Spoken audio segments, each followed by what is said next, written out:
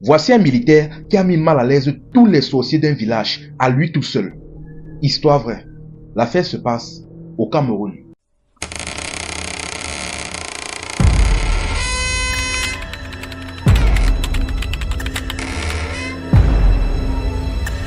Déjà, avant de commencer, pour tous ceux qui se demandent comment j'ai fait pour savoir ça, écoute l'histoire jusqu'à la fin. Tu vas comprendre.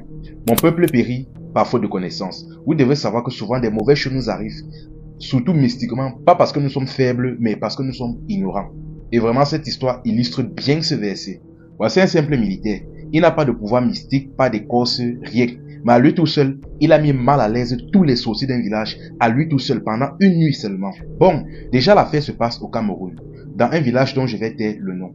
Ce qui se passe, c'est que dans ce fameux village en question, il y avait une rivière mystique. Bon, c'était une rivière dans laquelle tous les habitants du village en question partaient soit puiser de l'eau, faire les lessives ou se laver. Mais malheureusement, cette rivière en question était responsable d'innombrables disparitions dans le village. Tellement qu'à un moment donné, il était strictement interdit d'aller se baigner.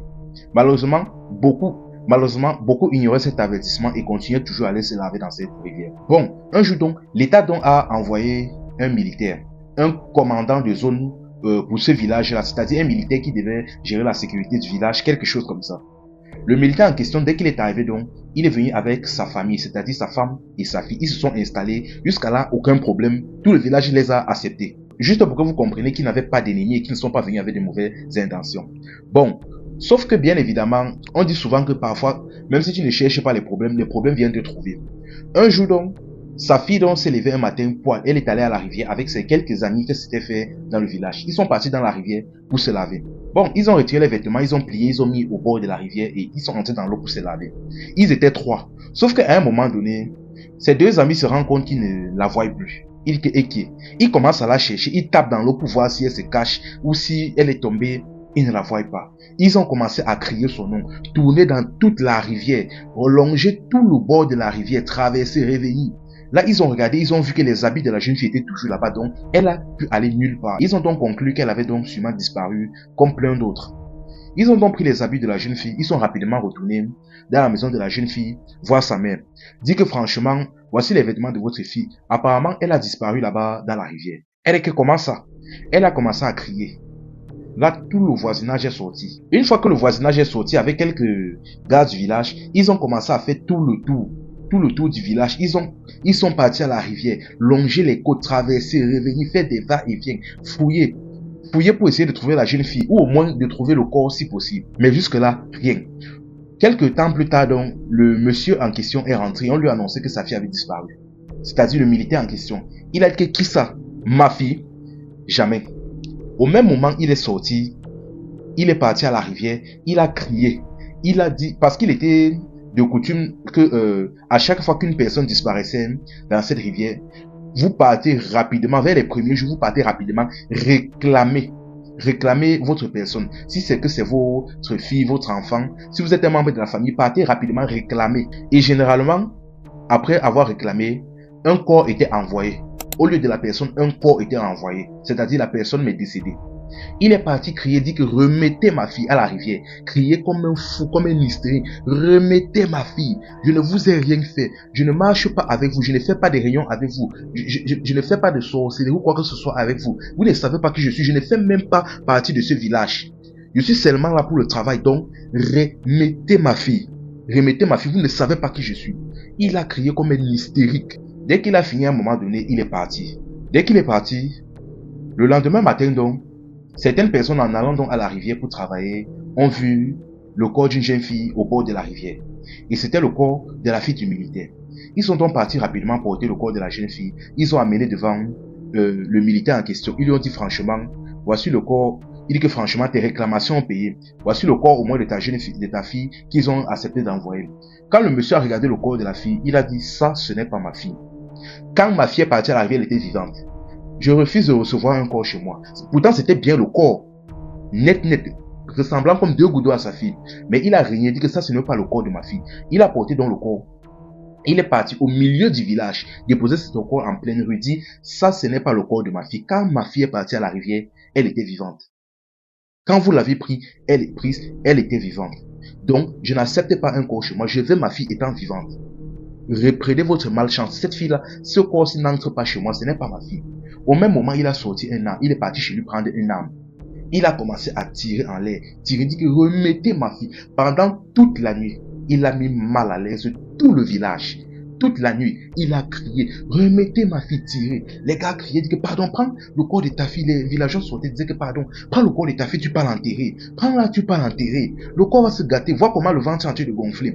Ouais, il ne voulait rien comprendre. Il a tiré toute la nuit. Finalement, le lendemain matin, des villageois partant toujours à la rivière, que ce soit pour leur vaisselle, leur lessive ou quoi que ce soit, ont vu une jeune fille au bord de la mer en train de pleurer. Elle était en train de pleurer. Au bord de la rivière, toujours en train de pleurer. Ils sont approchés, ils se sont rendus compte que c'était la fille du militaire en question. Ah, très étonné. Et comme par hasard, le cadavre en question avait disparu. Ils ont été étonnés, voire même choqués. Ils ont dit que ok. La jeune fille était là, elle était là comme si sa tête ne tenait pas. Elle pleurait, elle ne se rappelait même plus de la route de la maison. Ils ont porté la jeune fille, ils l'ont amenée chez son père. Une fois maintenant, le père a regardé, il a dit oui, elle maintenant c'est ma fille. Il a dit, elle, c'est ma fille. Sauf que quand on essayait de questionner la fille, on a dit, mais qu'est-ce qui s'est passé? Qu'est-ce qui t'est arrivé quand tu étais là-bas? Je ne sais pas, pour essayer de comprendre ce qui se passait. Donc, ce qui lui est arrivé quand elle était là. Sauf qu'elle-même, elle-même déjà de base, on s'est rendu compte que elle était devenue un peu folle, sa tête ne tenait pas. Elle a raconté qu'elle était dans la rivière et tout à coup, deux personnes sont venues la récupérer et l'ont amenée. Ils l'ont amenée un peu comme de l'autre côté de la rivière, dans une forêt. Et là, elle était dans une case avec plein d'autres jeunes filles comme elle. Et chaque soir, il y avait des messieurs. Tout le temps, il y avait des messieurs qui venaient faire la fête. Et là, il y avait une marmite. Ce qui se passe, c'est qu'à chaque fois, quand quelqu'un disparaissait, ils envoyaient un corps. Et le corps en question, bon, là, vous allez m'excuser, j'ai quelques problèmes d'éclairage. Lorsqu'il kidnappait quelqu'un et qu'un membre de la famille venait réclamer le corps, il faisait une sorcellerie qui faisait apparaître comme un faux cadavre. Et ils envoyaient ce cadavre au bord de la rivière. Si la personne qui est venue réclamer portait le corps et partait enterrer, automatiquement et instinctivement, ça éliminait la personne qui était kidnappée. Ce qui fait donc qu'ils avaient donc l'autorisation de manger mystiquement la personne qu'ils avaient emportée. Donc là, tout à coup, ils prenaient un bâton, ils frappaient les personnes et ils succombaient. Là, il les cuisinait. Dès qu'elle a compris ça, tellement elle est restée là-bas, seulement où c'était 1 ou 2 jours, tellement elle a été choquée de tout ce qu'elle a vu, des atrocités qu'elle a vues pendant rien que ces 1 ou 2 jours-là, elle était devenue presque folle.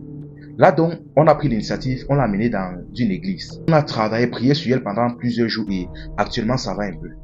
Bon, maintenant pour tous ceux qui se demandent comment j'ai fait pour savoir ça, j'étais moi-même parti dans la rivière là pour me laver. Mais quand j'ai vu les 2 personnes là sortir de l'eau, j'ai pris le premier bus pour rentrer à Douala. Enfin bref, juste pour vous dire que si on périt aujourd'hui, si des mauvaises choses nous arrivent aujourd'hui, ce n'est pas forcément parce que nous sommes faibles spirituellement ou quoi que ce soit, mais parce qu'on manque de connaissances. Et ce monsieur, seulement parce qu'il savait, seulement parce que d'une certaine manière, il avait certaines connaissances, il savait déjà que quand on emporte quelqu'un comme ça, le corps vient, ne touche pas ça, n'enterre pas ça. Donc, bref, je ne sais pas trop, mais il avait certaines connaissances. Sinon, il ne se serait pas mis à hurler toute la nuit comme un hystérique dans tout le village. Donc, seulement à cause de ça, il a pu récupérer sa fille saine et sauve. Donc franchement, aujourd'hui, si des mauvaises choses nous arrivent, souvent ce n'est pas parce que nous sommes faibles ou imprudents, mais parce que nous manquons de connaissances. Et franchement, c'est biblique. Franchement, souvent, ressourcez-vous. Franchement, il faut vous ressourcer. D'ailleurs, même mes vidéos sont faites pour ça. Je raconte diverses histoires, je fais des révélations, je dénonce et j'affiche toutes les mauvaises pratiques que certaines personnes ont l'habitude de faire. Je fais moi-même des recherches pour ce genre d'histoire-là. Donc, pour tous ceux qui se disent que j'invente, non, je n'invente pas. Je fais mes recherches, je trouve ces histoires, je les raconte. Bon, parfois, oui, je les raconte à ma manière pour les rendre un peu plus intéressantes, mais je les raconte telles qu'elles sont. Donc, vous pouvez vous instruire, voir comment éviter certaines situations et si ça vous arrive, comment faire pour vous en sortir. Enfin bref, comme je dis toujours, priez Dieu. C'est Dieu qui garde, c'est Dieu qui protège. C'était Info et Amusement. Ici on s'informe et on s'amuse.